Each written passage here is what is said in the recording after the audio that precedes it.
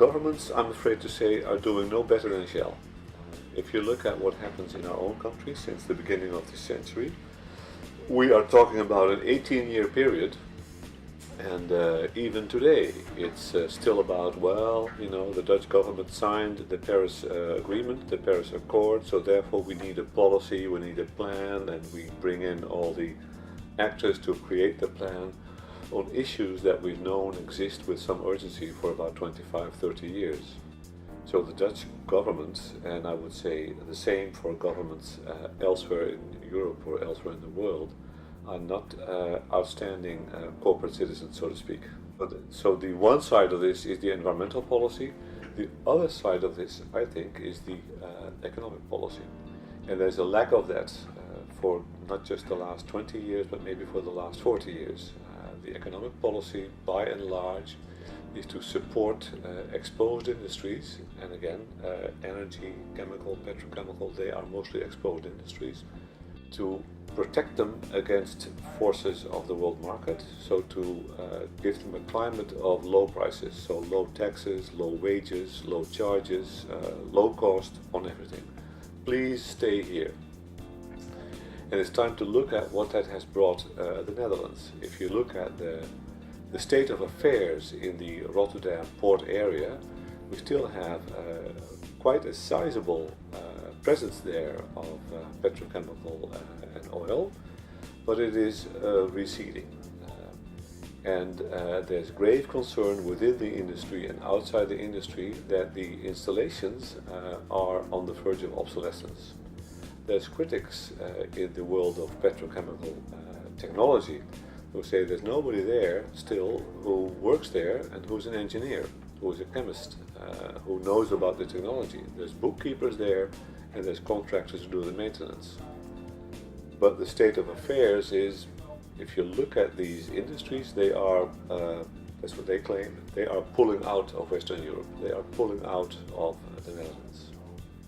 Their seats of administration are no longer in Rotterdam or The Hague. They are in Houston, they are in Paris, they are in Norway. So we are looking at a crumbling giant. And I think that awareness of this crumbling giant is not very present in our economic policy. It still runs on a notion, the 1970s, 1980s notion of an exposed industry that needs protection from forces in the world market. And it should go the other way around. The forces in the world market are there. They should be able to face them head on with competing technologies, competing products that generate a premium, that generate attraction in consumer markets in Western Europe, in North America, and in Asia as well. And there's a lot going on there, but if we don't have our own act together first, if we don't know what we're doing, or if we're not doing the right thing, then it's no use to go to Brussels in the way that people call for. I think in the Netherlands, with our industries, with our chemical industries, our oil, which they don't have at this scale in Denmark, for example. I think with the intelligence of our technological universities in Delft and Twente and Eindhoven, we should be able to move on a lot further. So it's going to be much more in bio-based, in renewables, in other circular economy designs. And then you're looking at entirely new value chains, right? Then you are looking at entirely new configurations of industry. Clearly Germany has made a very consistent effort already for 20-25 years to support decentralized renewables. Other Nordic countries like Norway or Denmark, they have developed a strong leadership position. But also China now. If you talk about the Netherlands, we are way behind in terms of renewable production.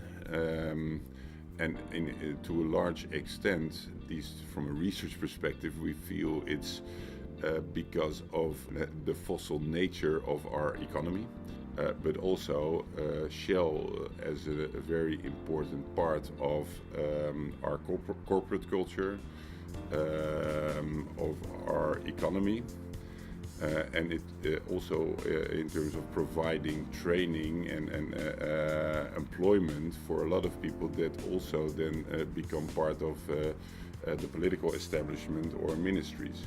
In our economy, but also in our energy policies or in our economic policies in general, there's a large dependency, but also overlap between fossil industry and interests and policies.